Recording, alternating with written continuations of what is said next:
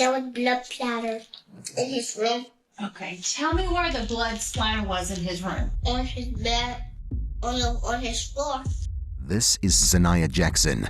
On March 8, 2014, she was waiting in the car for her mother's. Upon hearing a gunshot, she stepped out and walked straight into a chilling nightmare, witnessing her mother's final moments. He took them to outside and just shoot them. Okay, did somebody tell you that or did you see that? I see that. He just decided to kill my mother and his daughter. This brutal double homicide might have remained a mystery, if not for one clever 6-year-old girl who kept herself hidden and became the only living witness and saw something she shouldn't have, something that could solve the case, but could also cost her life. I just had my seatbelt on and waited like this so the stranger wouldn't see me. On March 8, 2014, in response to the 911 call, detectives from the Houston Police Department arrived at the location and found themselves at a horrifying crime scene. The bodies of 2 women were found behind a dumpster, stacked on each other, discarded like trash. The location of the bodies was at Fisherman's Cove store. Behind this store, there's an abandoned hotel. I knew this case was going to be a tough one. Detectives were able to identify them as Brittany and her longtime girlfriend, Crystal. It was evident that both Brittany and Crystal's final moments had been deeply traumatizing. I noticed that one was laying on her back and she had what was a severe gunshot wound to the right temple with an exit wound coming out from behind her left ear. The other was laying on her stomach with a sheet wrapped around the head. We saw that her eyes were swollen and bruised, and it was immediate that she'd been a victim of some kind of blunt force trauma. It was definitely our feeling that it was overkill. It took somebody with such great force to break her neck with that blow that we knew it had to be anger, it had to be personal.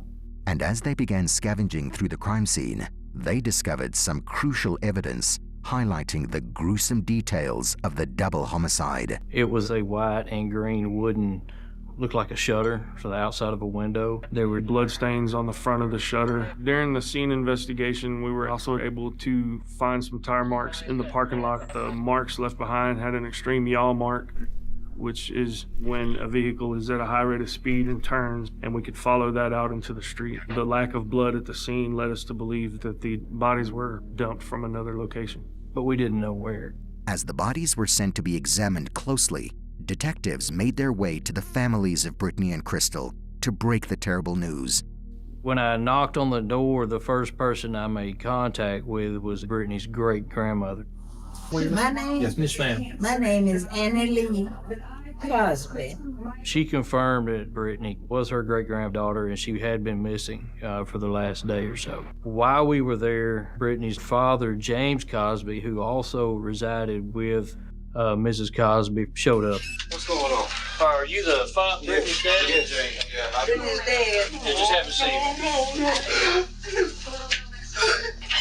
What happened? That's what we're trying to find out. Take a minute, but we're gonna really need to talk to you so you can help us so we can find out who did this, okay? What kind of vehicle is it? It's a Kia. A Kia. It's a Kia SUV. Are they having any problems with anybody? I mean, any bad relationship breaks up, anything like that that you know that anybody that's mad at either one of them? I mean, I don't know. With no immediate leads on the case and no solid evidence or clues, detectives decided to start by interviewing Crystal's parents at the police station. As they began their interviews, they were taken aback to discover that even Crystal's own father, Ivan Jackson, opposed her relationship. So you never even would let Brittany come in the house? The only reason I let her come in the house, when she come in the house, she go sit right there where you sitting. Okay. And I didn't like that. I used to tell my daughter, I say, you ain't gay, you just up in the head. You know, I used to tell her that all the time. Yeah. You damn straight, because she just experimenting on something. Mm-hmm. She don't know what she get into. He's well known as type of a fire and brimstone preacher, and he has a very staunch outlook on homosexuality. I accepted it, but he couldn't. It brought friction between both of them. Tell us a little bit about your daughter. I didn't like her changing her sexual orientation, but it wasn't nothing I could do because she was grown. I told Crystal that that lesbian stuff would take her out of here. I knew it, I knew it, I knew it. Ivan told the detectives that the girls had stopped by the Jackson residence to pick up Zanaya and proudly show off the new car they had just purchased together. But things didn't quite go as Crystal had imagined. She wanted me to come out to see her new car. Me being as stubborn as I am, I wouldn't even get up out the chair. Crystal left with Brittany and Zanaya. Her mother made multiple attempts to contact her, but Crystal never answered her calls. My husband said he was going to go to the house and see what was going on. And if Brittany did something to Crystal, he was going to do something to her. But I told him, no, leave the gun at home. As the days went by and the investigation dragged on, the detective eventually received the autopsy report for the two girls. It confirmed that Crystal had been killed by a gunshot wound, while Brittany had died as a result of blunt force trauma. The detectives were still considering Ivan as a potential suspect. However, further details from the report revealed something that turned the case even more twisted, setting the stage for shocking revelations and a trail of new, unexpected leads. The bullet that struck Crystal was from a firearm of a higher caliber than Ivan's own gun. And in the effort to completely clear his name, Ivan consented to let them question Zanaya, who had been with Brittany and Crystal on the day they disappeared. Without delay, an officer escorted the young girl into a separate room. And once the detectives learned about the horrors Zanaya had witnessed, they were left stunned, realizing she might be holding the missing piece to a nightmare no one saw coming. Would you come sit right here for me? Do you like to color?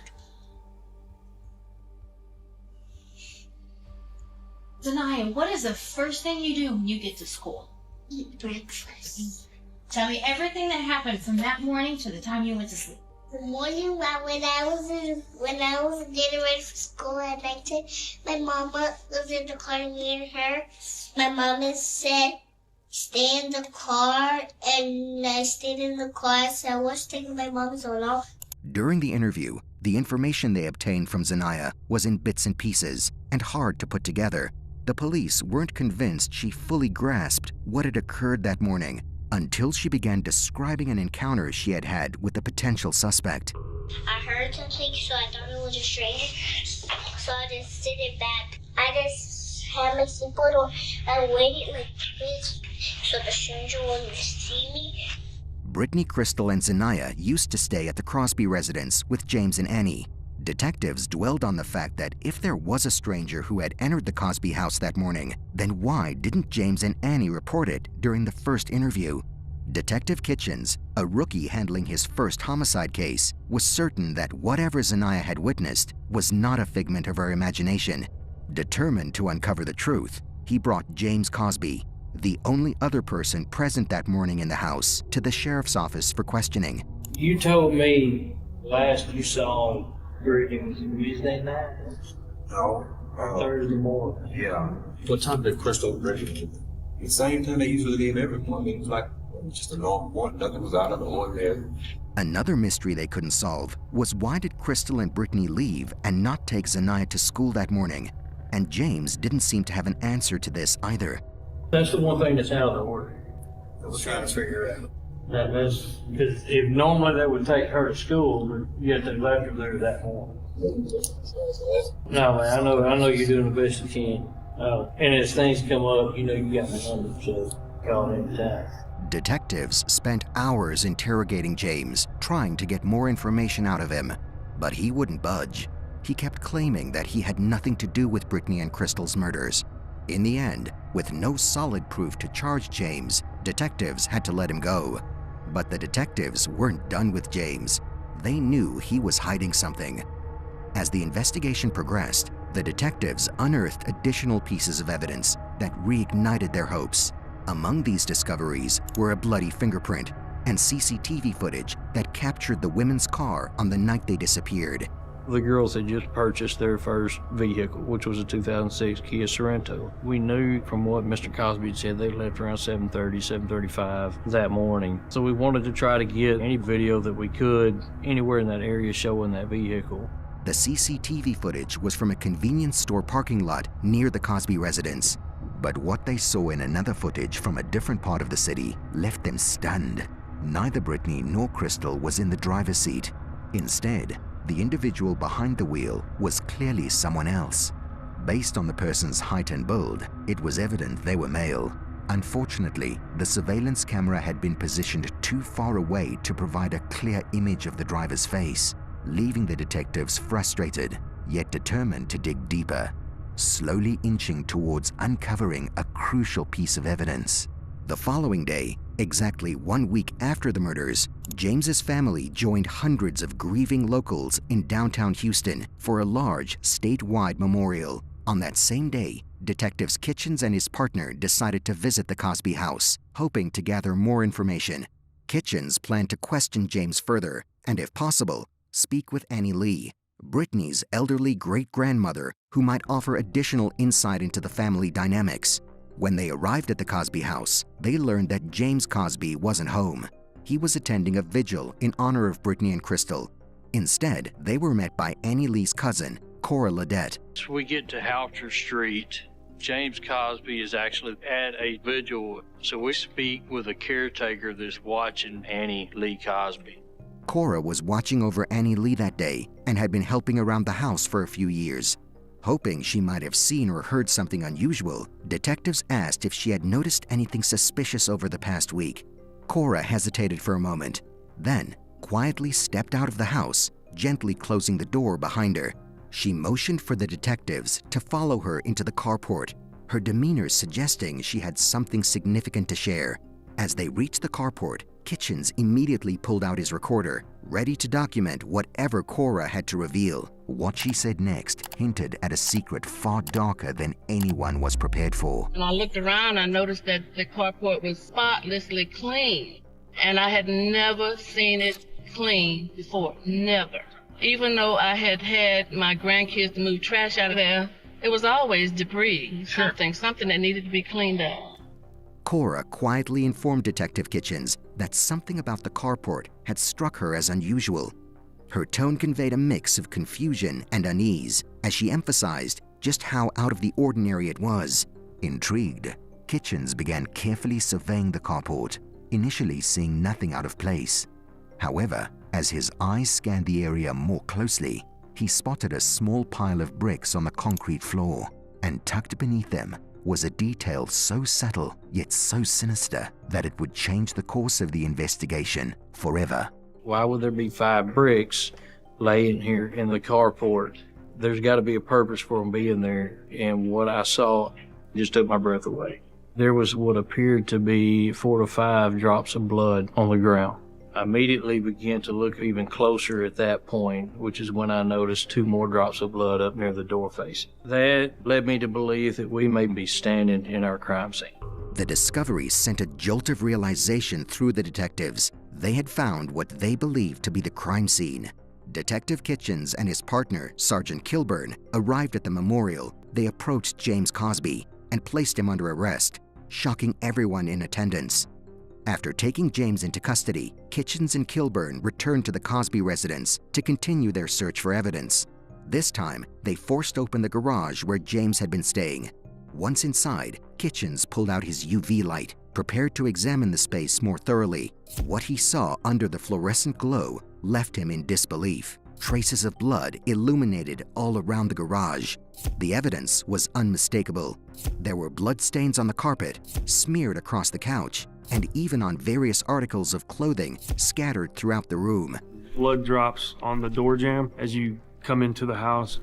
Once we made entry into James's bedroom, we started finding blood drops and blood spatter everywhere we were looking. Once we processed the area, we were able to see how much was fluorescing, and to us it was bright like fireworks on the 4th of July.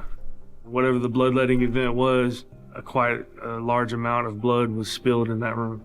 The overwhelming amount of evidence from the garage strengthened their belief that they now had enough to confront James directly. The pieces of the puzzle were falling into place, and it was clear that the time had come to press him for answers about his involvement in the tragic events surrounding Brittany and Crystal's death. Yeah, since we're down here at this office, I have to do, I do this to everybody. I read what's called your advisor rights. Are you familiar with what that is? Yeah, Miranda rights. I've been watching enough TV shows to know that they say Miranda rights. That means you under arrest. As the hours dragged on, detectives found themselves growing increasingly frustrated with James's cold, detached demeanor and his utter lack of emotion during questioning. Were you aware that we were back at the house today? Today? Can you explain to me why or how in your room where you stay that carpet throughout that room and furniture throughout that room saturated with fresh blood? You've been in that room, sleeping in that room, with your daughter's blood on the carpet. I didn't know that it's like that. You say I'm. You can't miss it. I ain't seen no stains. I would see some stains. I would see some. She had the supreme beat out of her. You explain that. You explain it. That's your daughter's head smashed in. Thrown away like a garbage. That's your daughter. This is your daughter's brains coming out of the hole in her head. And James, you did it. And you did it. You did it. The tense exchange continued for over 5 grueling hours, with James offering little in the way of meaningful answers. Everything points back to James Larry Cosby Jr. And you expect us to believe that James Larry Cosby Jr. don't know. You need to man up. Finish a sentence for me. I'm going to start a sentence. I want you to finish it. What is it? I did not do this because... I'm not finishing that. What are you going to tell us? Not that. Meanwhile, in the forensics lab, experts worked tirelessly to analyze the evidence collected from the crime scenes. During the interrogation, they made a significant breakthrough, matching the bloody fingerprints found near the dumpsters to James Cosby. Can you explain to me how your print wound up over there where those bodies were recovered in Fort Bonneville? My print was on what? The scene. Okay. Tell me what's your thoughts? I have none. I can't make sense of that. This crime somehow originated at that house. So what can you tell us about the house? Nothing. The discovery was a critical piece of the puzzle, which further proved James's guilt as the case against him began to solidify. What else we found on the scene? James Larry Cosby Jr.'s sheets wrapped around his daughter's head. And you expect us to believe that James Larry Cosby Jr. don't know. That's the sheet I sleep on. Or the sheet I used to sleep on. You wrap her up because you couldn't stand to look at her face and see what was done? Why did this happen? I can't tell you why it happened. His answers didn't make a lot of sense. He would not come clean, would not confess. He just never got past that breaking point. Despite this new evidence, James didn't confess, and without a confession, detectives could only charge him with tampering with evidence. So at the end of this investigation, we had collected 307 pieces of individual evidence. This was the most evidence that I'd collected for any crime scene that I've worked up until that point. Once we were done with the investigation, it was plain to us that James Cosby committed these murders. The fingerprints confirmed his presence at the dump site, but they didn't directly tie him to the murders. This limitation frustrated the detectives, who knew that unless they uncovered additional clues soon, James would face only a minor charge and a short sentence. The clock was ticking, and the pressure to build a stronger case against him was mounting rapidly. Around this time, Ivan began making appearances on local news outlets, sharing his thoughts on Crystal's tragic passing and speaking about how young Zanaya was coping with the heartbreaking loss of her mother. I knew that the truth would soon come out. I really wasn't afraid because I had not done anything. I hadn't committed a crime or anything. I carry a lot of guilt in me because the things I should have said to my daughter, I didn't say when I had the chance. Watching them put my baby in that vault and have to leave her at that cemetery was the hardest thing that ever happened to me. His interviews drew public sympathy as he described the toll the events had taken on the little girl, painting a picture of a family struggling to process their grief. It was during one of these moments that something finally clicked for the detectives. A chilling pattern was beginning to emerge, one that had been hidden in plain sight all along. With the additional information they had recently uncovered, Zanaya's initial account from her first interview began to make more sense. The stranger she had mentioned, someone unfamiliar but present during the critical time, was most likely James Cosby. At the time of the murders, James had recently returned to live with his family, making him a plausible match for the figure Zanaya described. Determined to learn more, the detectives reached out to Ivan, asking him to bring Zanaya back to the station for a follow-up interview. This time, they carefully tailored their questions to focus on the specific details of what Zanaya had seen and heard. Their goal was to determine if her account aligned with the new evidence they had pieced together. Did you ever hear anything from his room? A gunshot. You heard a gunshot. Tell me how you know it was a gunshot. Because he just, in his room, he just said, he took them to outside and just shoot them. Okay, did somebody tell you that or did you see that? I see that. When Zanaya stepped out of the car to look for her mother, it was likely that she wandered into James's room. There, she must have seen the blood and unknowingly stumbled upon evidence of something far more sinister. Though she may not have fully understood what she was looking at in that moment, it would later become clear to her as she learned of Brittany and her mother's murders. The scattered pieces began to connect in her young mind, forming an image of the horrifying events that had unfolded. There was blood splatter in his room. Okay, tell me where the blood splatter was in his room. On his bed. You saw it on his bed? Okay, did you see it anywhere else? On his floor. And some on his floor? He just decided to kill my mother and his daughter. Based on this new information provided by Zanaya, detectives theorized what actually happened that fateful morning. Crystal took Zanaya, placed her into the car. At the same time, on the inside of the house, James Cosby and Brittany Cosby became involved in a physical altercation, at which time James Cosby snapped and beat Brittany to death. Crystal walked back into the house and was watching this take place and immediately ran out the side door to the back of the vehicle, which is where James Cosby, we believe, caught up with her, and then shot her in the head. From the very beginning, Zanaya Jackson had been the key to unraveling the mystery. Despite her age, the quiet and observant little girl held crucial knowledge that could place James Cosby directly at the scene. She had seen him with a weapon in hand, attacking her mother, a devastating image that could ultimately seal his fate and provide justice for Brittany and Crystal. A month after the investigation began, police made a significant discovery when they located Brittany and Crystal's car abandoned in a desolate parking lot. Inside the trunk, nestled in the luggage rack, they also found a bullet. Detectives worked diligently to piece together the context surrounding the crime. Their findings suggested that the conflict may have started with Brittany and Crystal's decision to purchase a new car together. This act appeared to create tension within the family dynamic, particularly in light of another discovery. Annie Lee Cosby, Brittany's great-grandmother, had recently updated her will. Annie Lee Cosby had changed her will and left everything to Brittany because Brittany was already taking care of everything while her dad was not present in the residence. He had asked Annie to co-sign for a vehicle, and she'd refused. And then she turned around and co-signed a vehicle for Brittany and Crystal. And it starts to paint a picture of jealousy, pure jealousy. This series of events began to reveal a deeper, more troubled dynamic within the family.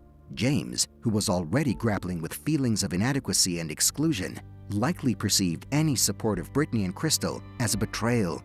It became increasingly clear that this jealousy, compounded by other underlying tensions, played a significant role in motivating his actions and setting the tragic events into motion. Me and my wife and my church family, we have been praying for life without a possibility of parole instead of the death penalty, because killing him is not going to bring either one of them back. No matter what the situation was, they didn't deserve to die. It's been really tough, but on the same token that it has made me much stronger, because I know I have a responsibility to do now, and that's raise my grandbaby. After the case was officially closed, Ivan and Mary were granted full custody of Zanaya, providing her with the stability and love she desperately needed. Detective Kitchens, who had been a constant source of support throughout the investigation, became her godfather. forming a bond that would last for years. It's a relief. What we did for those families. Despite the overwhelming hardships she faced at such a young age, Zanaya, now a teenager, admirably found the strength within herself to heal and grow from the traumatic experience, showing that even in the face of the darkest moments, it was possible to find hope. What do you think you might want to do? I want to be a lawyer. What kind of lawyer? I want to work with the family against the criminal. What made you want to do that? My mom. So you want to be able to help other families the way attorneys helped yours? Yeah, it's okay. Think about the bright side of it, you know? If your parent was killed, you are the reason that everybody can be happy because they have you. You're like the seed. Like if you cut down a tree, you're the seed that fell on the ground. Wow. So it just sprouts up and you look just like them. That's beautiful. Do you think the only motive behind the murders came from jealousy? Or did James really hate Brittany and Crystal's lifestyle so much that he did the unthinkable? Let us know your thoughts. If you appreciate our content, consider becoming a member and unlock early access to exclusive content.